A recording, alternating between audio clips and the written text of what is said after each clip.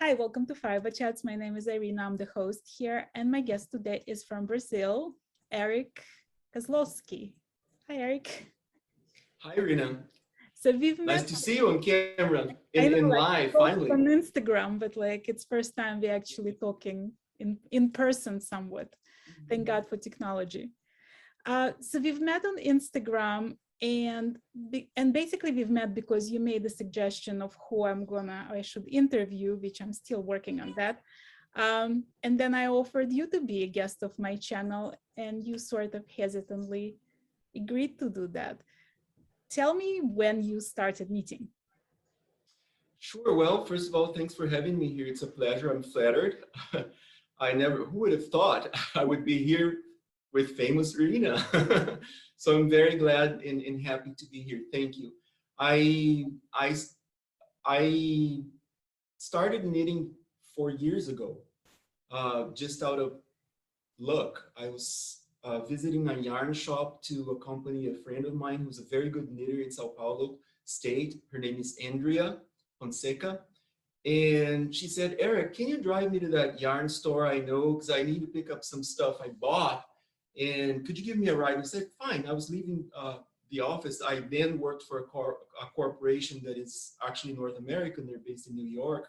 And I ran their business in Brazil. So after work, I did that with her. And then I went into this store and there were piles of yarn and balls of yarn and tools and things. And I thought, whoa, this is so different. It immediately took me back to my childhood. And I remember the women in my family knitting things. And they knit me a sweater that I have to these days. And then she bought whatever she wanted, and we ran out of the store, went back to her home to drop her off. And then on the way back, we started talking about it. And I told her this and how much cable sweaters really caught my attention since I was 5 years old. And she said, why don't you knit one? I thought, are you kidding? This is stuff for people who really know what they're doing. And she said, no, I can teach you how. And she taught me to crochet first. And then I caught on knitting. And I wanted a cable sweater. So this is why I'm wearing this one, which is my favorite. And she helped me convey this with all of its defects and colors and things that I like. So, and then I enjoyed it so much that I kept on doing it. So I've been doing it 4 years now. So when you first started crocheting, like she showed you that first chain, was it Yes. immediately something you got? Like, was it difficult? Was there a struggle initially, or was it right away smooth sailing? Well, I've studied many things in life, but I confess, when she gave me that hook, we call it needle here, I thought, whatever am I going to do with that? I can't even hold it. I can't hold it straight. I shaked, and I would put so much tension on the yarn that it would break all the time. And I would bitch and yell and growl. But she said, you need to be patient. We're going to get over it and you're going to be just fine. And it took me a while, a couple of weeks to get acquainted with that hook. And then it just grew from there. So right. Now I can consider myself a knitter and a crocheter. Well, are you a patient person in general? Like when you approach anything else in life? Not really. I tend to be very anxious about things that interest me. But I learned to be patient in one of my professions being transactional analysis. And so that helped me a lot as a human being. And then it certainly helped me to embrace crocheting and knitting because it really, to me, takes a lot of patience to look into details, to learn, to practice. It's like, in a way, to practice and learn music. You see my piano behind me, right. And this is something that also takes a lot of attention and dedication. So now I can consider myself a human being that's a little bit more patient. Well, you told me also that you are a lyrical tenor and that you've been singing opera for a long period of time. So was that something like, did you do parallel to the piano playing? Was it first passion and then another? Well, arts have always been a passion, or several passions to me. I started playing or studying pianos when I was 5. Um, and then when I became a teenager and was in my last years of the piano classical studies, my teacher suggested that I took another instrument because it was required to have a second and a third instrument back then. So this was the equivalent to high school in music education. And so my second instrument was violin, and then my third instrument was lyrical singing when I turned 18 and I had a voice that could be trained as a tenor. And so I enjoyed it so much that I joined musicians in the university I was attending to. That was law school and business school here in Brazil. Before that, I played with a jazz band in Portland, Oregon in my exchange year there many years ago, 1992, and I enjoyed it very much. So back in college, again here in Brazil, I joined a choir and I joined an orchestra in my hometown of Campo Grande. And so I started playing with them. And for college, this was a Catholic institution, a Catholic university. And in correspondence with other universities in other countries, we went on tours singing and playing Brazilian music, mostly Brazilian classical music. And I went on singing as a tenor as well. So we toured around Brazil and to some countries in Europe as well, in Western Europe. So, but that was back in, whoa, it's been what, 25 years ago. Then I finished law school and took my equivalent to the bar exam here, and then I became a lawyer. Right. And then I didn't do any more music professionally. I still play and I still sing a lot at home, but no live audiences. Can you sing for us a little bit? I would love to, but I don't think I would be able to do it now out of surprise. Well, I told you I'm gonna surprise you, so that was what I was thinking about.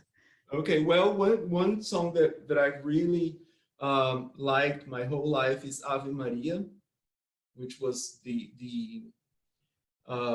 melody was composed originally by Bach, but then the wording in the melody we hear nowadays was created later on that theme by Gounod.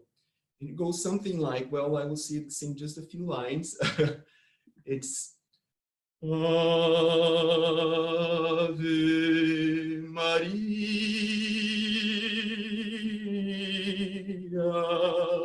And then I went all wrong because that's not Gounod, that's Schubert. And you make me nervous, but the one I like from Gounod is Ave Maria, gracia plena, Dominus tecum. It goes on. Well, I had to study Latin for that and several other languages because classical music is sung in so many native languages to these composers across the globe. But these songs are something that really still make me very emotional every time. Right. Well, I mean, I feel like this is your approach to life. They take something you like, and then you study it in such in depth, like, and that's what happens to knitting as well. Like when I first talked to you, you gave me this whole history of Brazil and where all the people came from and the population today and what kind of fiber arts they brought. So tell us about that, like share that information with me one more time. Sure. To talk about arts in Brazil and then narrowing it down to crafts like knitting and crochet and such, we need to go back to the 1500s when the Portuguese, the Dutch, the French, and the Spanish came to Brazil and found out there were human beings living here. I'm a descendant to these human beings as well, even though my grandparents are from Poland and from Portugal. You can see by the tone of my skin that I'm also Native American. And so human beings here in this region of the world were already doing their things. They needed shelter. They needed tools to hunt, to get on with their lives. And they also created art. So in Brazil, we see art in rocks and in mountains that date back 7,000 years ago and more than that. They've discovered human beings' reminiscences in America and in South America here that dates back to 30, 40,000 years ago. So there's a lot of art from those people who have been here. A lot of tapestry. They made rugs. They made garments. So they used their own weaving and other things like that to make the tools and the garments they needed to live. A lot of people think South America is very hot. Not always. Where I live, for instance, I'm closer to Argentina and Uruguay because I'm in the southeastern coast of Brazil.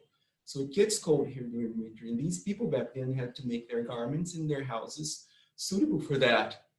So when the European came, they found these people living here, and then a mixture of all these genes began, because not only they were settling and colonizing, but they were also marrying and having children with the people who were here. So we see in Brazil a mixture of everything. Knitting came probably from Europe, I suppose. I'm not a historian, but this is what I gather of the information as of now. And also crochet.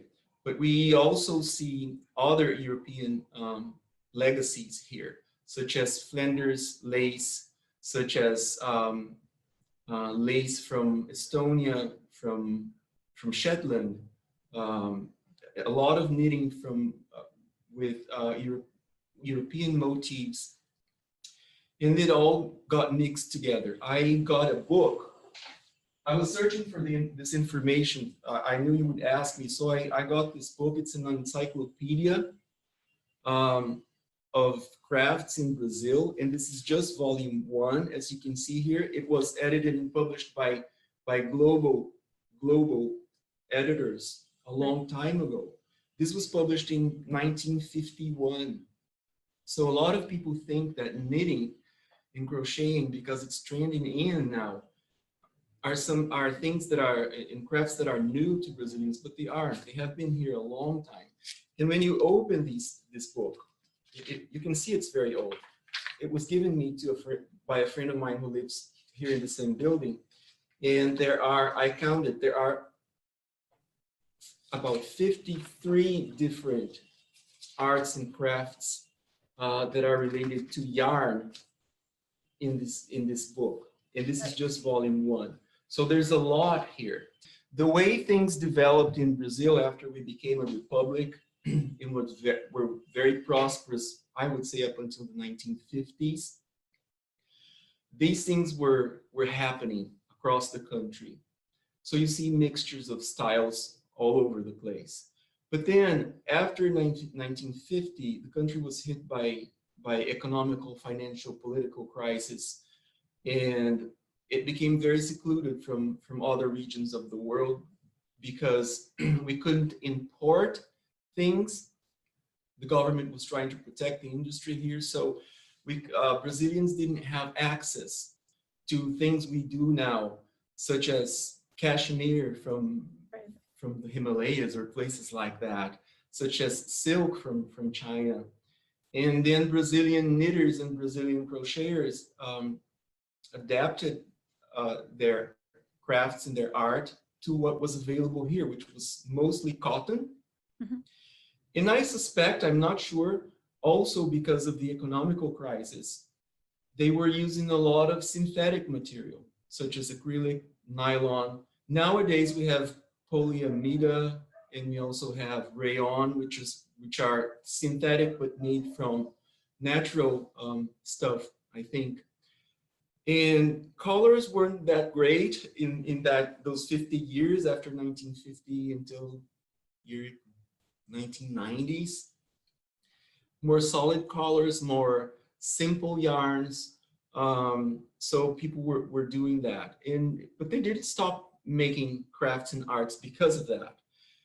Nowadays, you see an array of different arts and crafts in the country. There's embroidery, there's needle painting, a lot of things really. And people are coming up with some very beautiful ideas and creations. Um, Now we get access to finer yarns and finer tools like this merino yarn that I'm wearing right now, which I bought from Uruguay, and other things like cashmere. So we see that things are blooming again. And one thing that really draws my attention are social media, because YouTube, Instagram, Pinterest, and others really serve as a very interesting means of helping people to see ideas from across the globe. Right. For instance, I was knitting lace things here that I learned from the internet, from watching someone, Monique Boonstra, referred to me back in Estonia, and I made this. It's a disaster. It's still just a sketch. I made it by free knitting, but what I mean is, regardless the level of skill one has nowadays, we have access to the information, so that changes everything. Right. But back to your point, um, certain types of arts and crafts were um, secluded to certain areas in Brazil for several different reasons. For instance, in the northeastern area, where it's closer to the equator in along the coast of the Atlantic, women make beautiful crochet, very colorful, very lacy, very lacy, and they wear it as garments to go to the beach Mhm. and leave the beach when they have their bikinis on. So they're mostly um, robes, or we could call them dresses. And that's very famous across the coast, along the coast. And here down south, fibers from lambs, and then all of the different kinds of lambs there are, like merino, corriedale, and others, are suitable for warmer garments. So people made sweaters, ponchos, and other things to work, but to get on with their daily lives as well. So we see more of that down here in the south. If we go back west, near the borders we have with the Hispanic countries, Bolivia, Paraguay, Uruguay, then you see a lot of the Indian Influences. arts as well. And there's, I think it's called Spanish rosetta, not sure. It's a kind of a lace that's made in Europe, in that Hispanic region, mostly white, but in South America, it's very colorful, and it's still made there. Down south here in the insular places, in the islands of Santa Catarina state where I live, they were isolated for a long time. We're talking about 300, 400 years, 500 years of colonization. And the language barrier, because we speak Portuguese and other countries speak other languages. And traveling was so expensive. So the arts were isolated as well. And people were then making other kinds of laces. I have an example here. This, this is a Holy Spirit, a very Catholic thing. And around it, you see Santa Catarina lace. It's not knitting, it's not crochet. They made it on they make it on bench that is upholstered, and then they have all these different bits that they move around very quickly with Oh, it's like 48 strands of yarn. bobbin lace. Yeah, it's bobbin lace. Yes, exactly. So they make that to these days. So I just bought this one. It was very cheap. I bought it from someone in the island nearby, and they're still making it. It's not dying. People think that these arts and crafts faded away in Brazil because of the crisis, so many crises we've had, but they haven't. They're still there. Sometimes there's a tiny little group of people in a guild making something. And now it's very interesting to see that they're getting a voice through social media. So if you Google and you look on YouTube, you will see several guilds across Brazil that are dyeing yarn, they're spinning. There's a very nice group called Mãos Chiqueiras up north in the center of the country in Minas Gerais, and they recycle yarn. So one interesting fact about wool in Brazil is because most of the country is warm most of the time, the farmers shear their lambs once a year for sanitary reasons, for healthy health reasons also.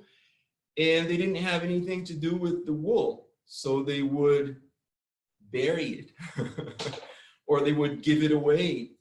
And so now this group called Mãos Chiqueiras, as far as I know, they get this wool sometimes for free, sometimes very cheap, and then they wash it and card it and comb it and spin, and they make all sorts of things. And there are initiatives like that across the country.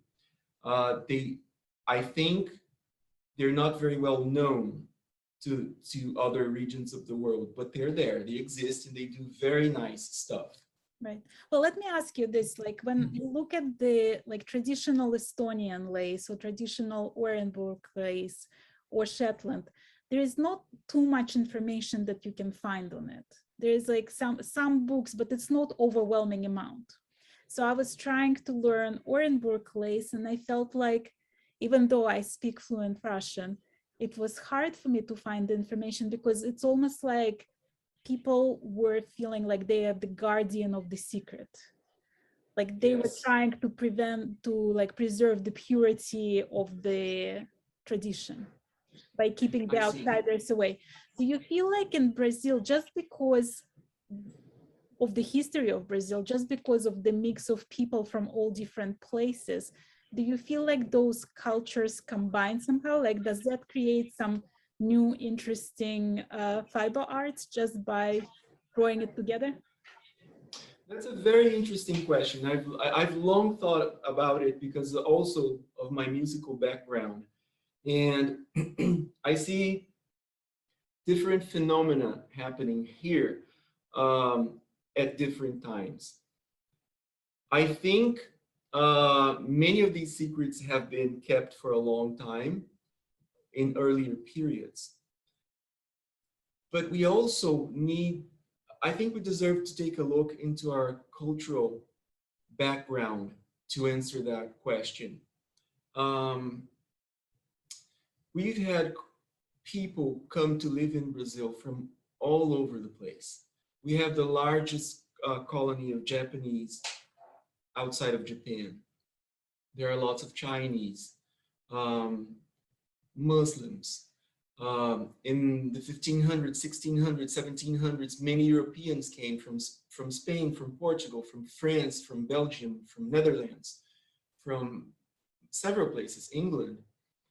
And the country is far from their homeland. And so in many senses, they were isolated here for a long time. But one interesting fact is that we were able to mingle and to mix, probably more than other countries. You would probably need to ask a historian about that, or someone who's really in social studies. But my observation is that, as a citizen. A lot of Africans here too. We need to take into account that slavery was in Brazil, and as far as I know, we were the last country to let the slaves free, so shame on us for that. But we were also mixing, breeding with the people from Africa all along. There's a large population in Brazil that descend from people who came from Africa. And so their art is here too. And we've been considered a Catholic country for a long time. Now, juridically, not any longer, but Catholicism is still very present here. In several other religions, and people have been mixing. I don't see that we are keeping secrets in arts. And to your point, where the Estonian lace, for instance, is so hard to find when you need instructions, even nowadays, as well as other crafts in the world. They're hard to find here too. But I see people sharing. I belong to a guild here. It's very tiny. It's mostly women, and they make garments for babies. And I have one here. I'll get you real quick. So we make these little garments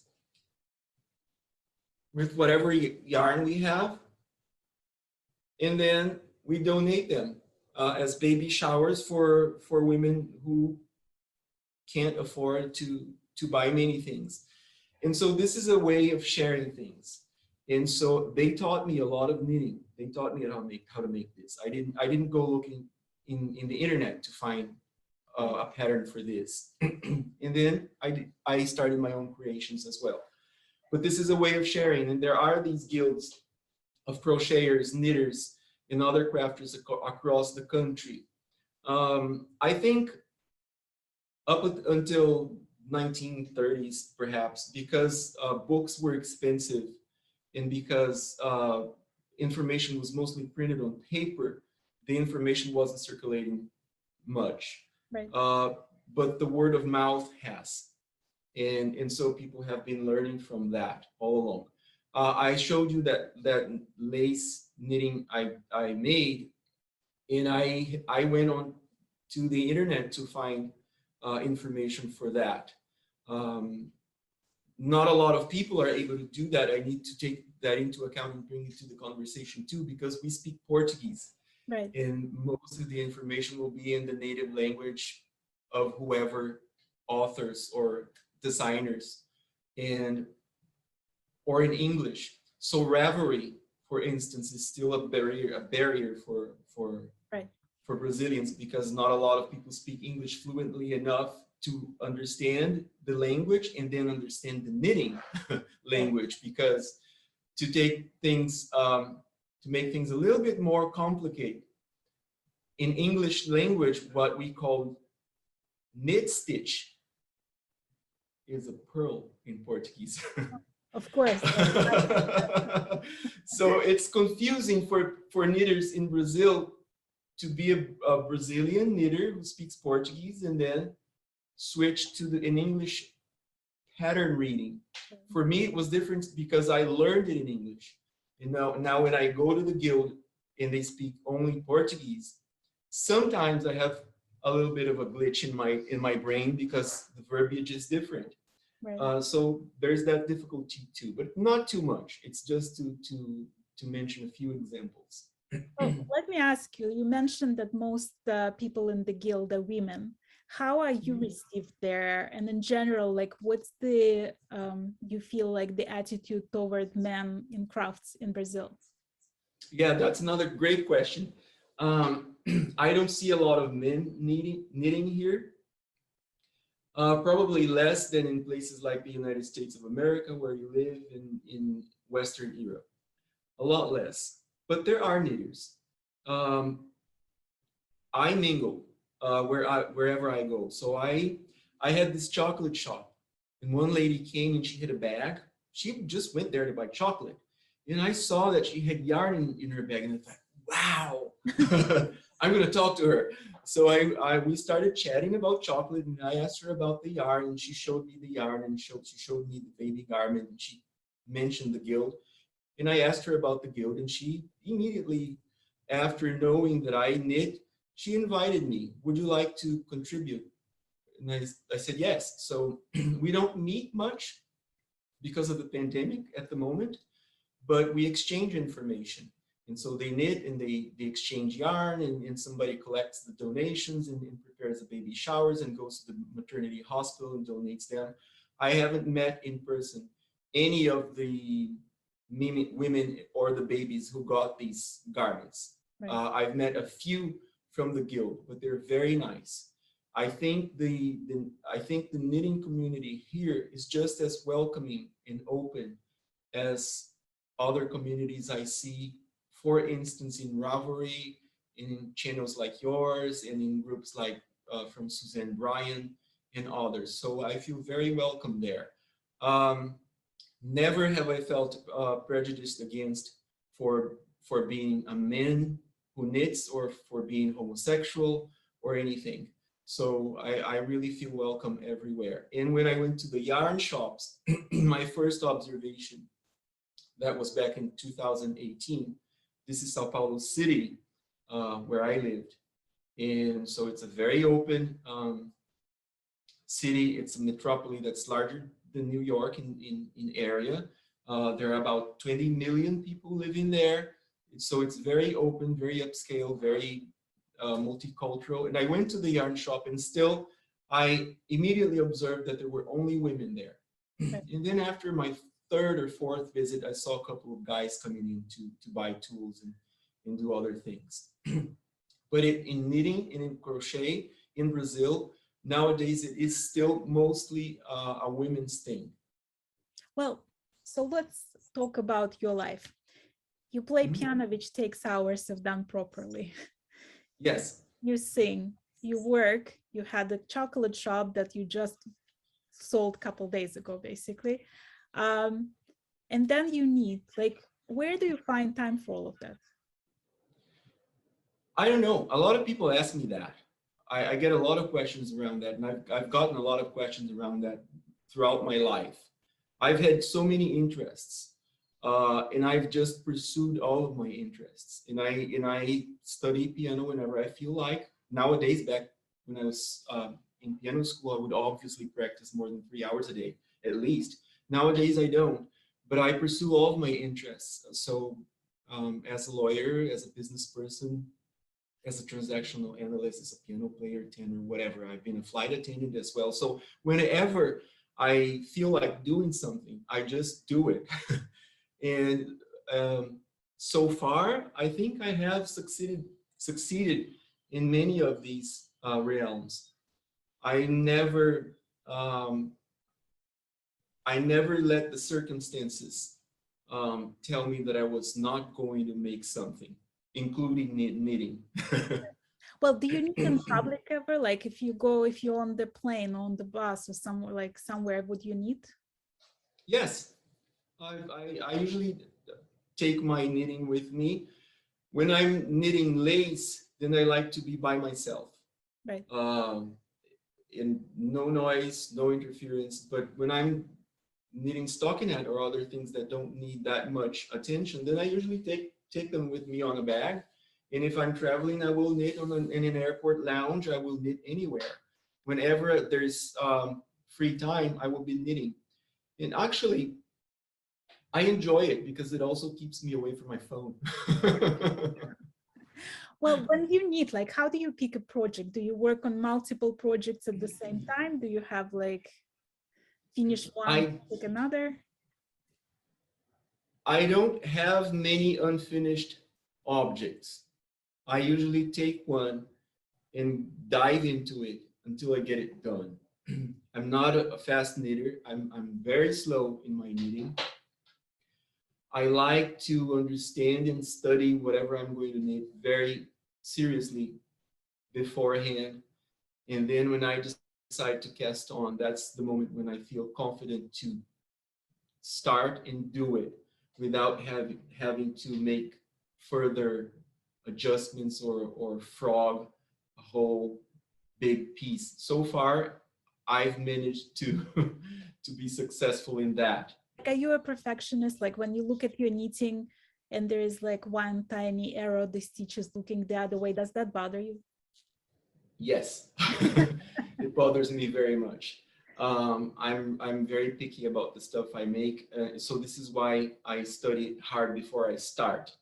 It's like it takes me back to my musical background again, because in order to perform something and not make a fool of yourself, like I just did with the two Ave Marias here, you need to practice. What are you talking And about? you That need was to, beautiful. yeah, but you need to know what you're doing. You need to understand. For me, um, to make things that were flat was something that I learned fast. All of the different stitches for blankets, for things that are flat, even round things. But when I started making these, then I came into trouble, because then you're working 3D, you're considering a model's body, measurements, ease, tension, oh, so many variables. And this is why I started following Suzanne Bryan and others on the internet, because they have so many great ideas to solve problems and to offer suggestions for many challenges. So that's something that also interests me. And I'm knitting, well, as you can, as knitter, you probably can see that this was knitted in the round. Right. But it was an original pattern by published in France a long time ago called Bergère de France, and this was knitted flat. It's a project called Chandaia Torzade, which means cable sweater. So this Chandaia Torzade project was flat, and I wanted my cables to be all around. And I decided to knit it in a round in order to be able to have cables here. Otherwise, I would have to have a seam here. Right. And so that was when I started thinking about 3D objects and how things fit and what they look like after they're done. And then I started studying it seriously. And then, well, just recently I decided that I would make a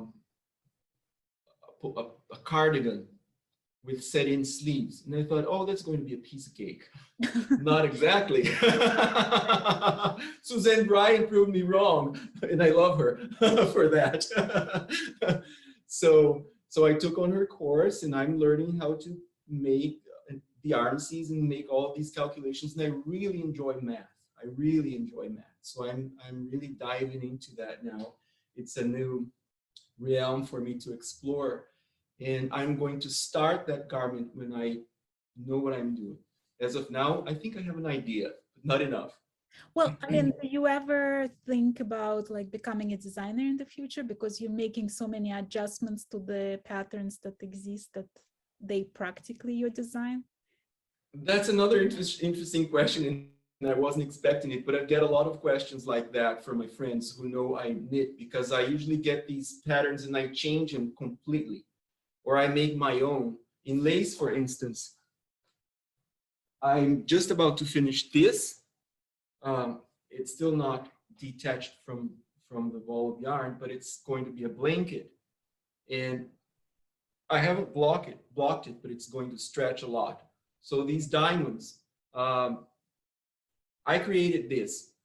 I didn't create this stitch pattern, but I wanted to follow Elizabeth Zimmerman's idea of starting with 2 stitches and then growing diagonally in order to convey this blanket. And I wanted to dye the yarn too, so I went on researching about black beans, and I did, and eventually it worked, but then it doesn't, because this is the part that I'm about to finish here. So this is a recent knitting. It's still somewhat blue. When you look at the other end, I'm not sure you can see on the video, but Right. it's a Lighter. different color already because it's fading. So I made those mistakes, and those things happen because we're working with natural fibers and with all of these variables again, and I don't dominate all of them or control, I just manipulate them. Um, so these things happen.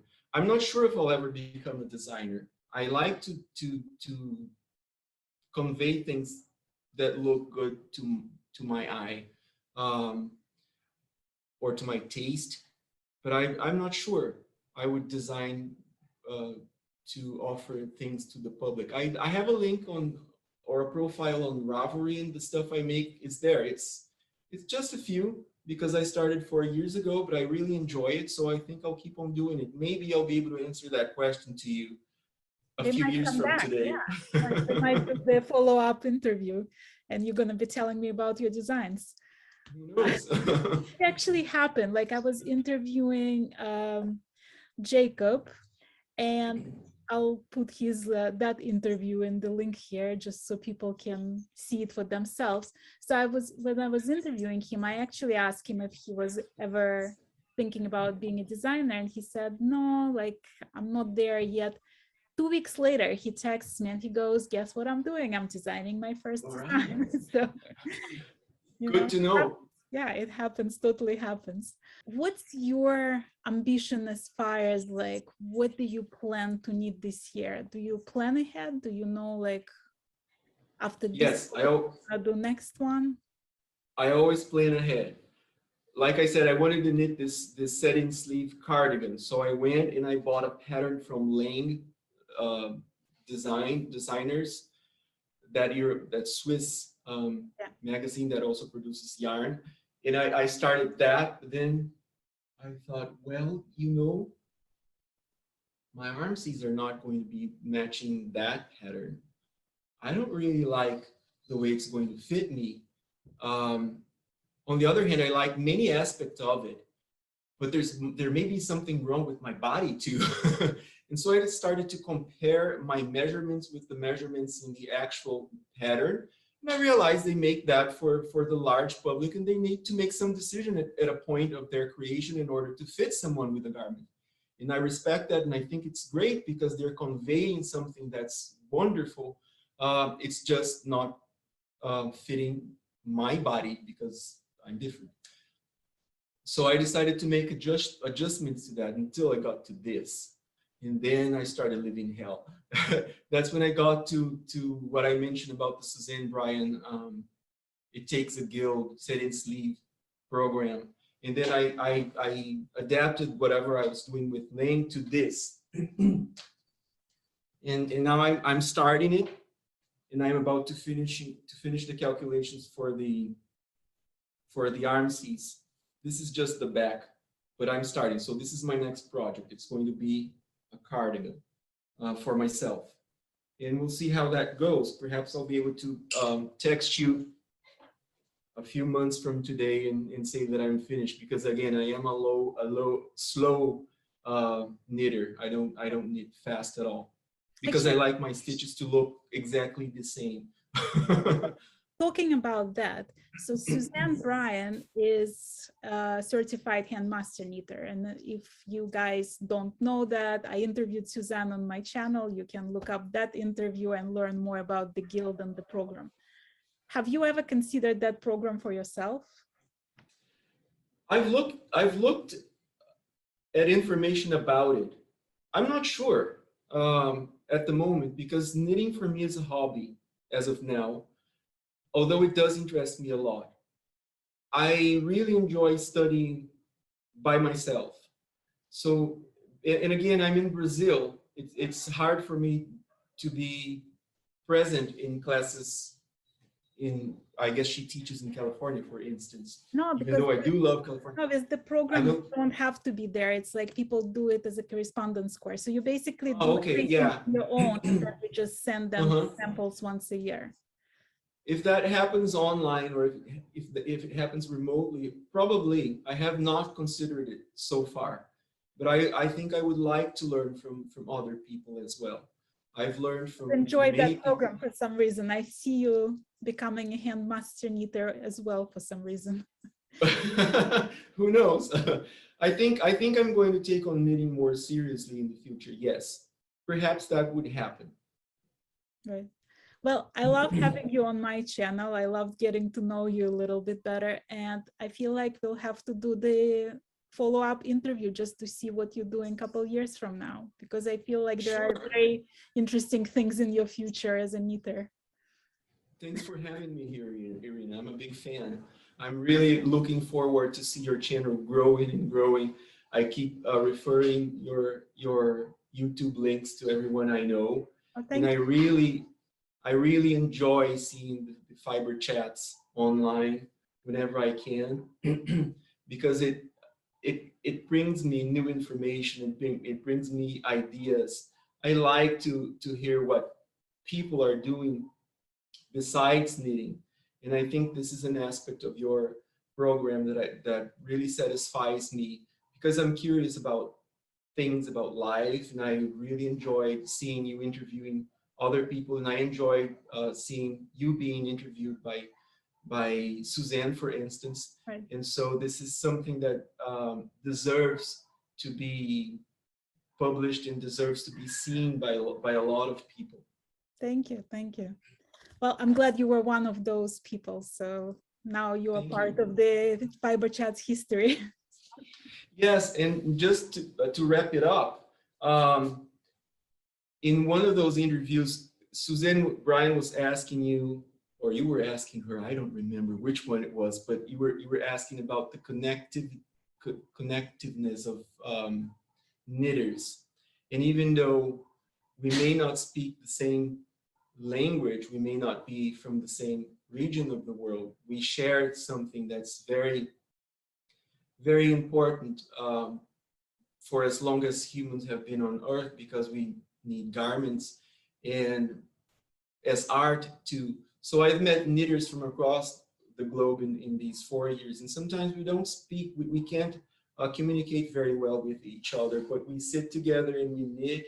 And then other times I meet people who speak the languages I speak, and we share awesome experiences through knitting.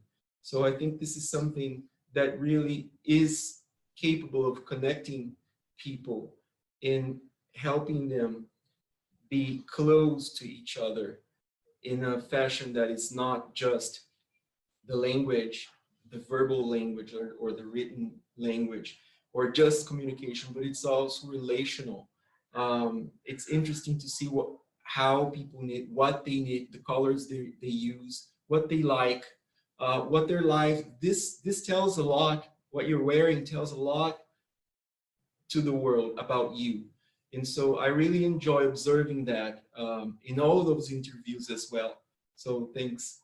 Now, I also find that it's not just the knitters, but like any kind of fiber artist, like we can find something in common. We can be from different places, have different religious beliefs, have different political beliefs, and yet we'll find something to talk about. It like brings the community together for sure.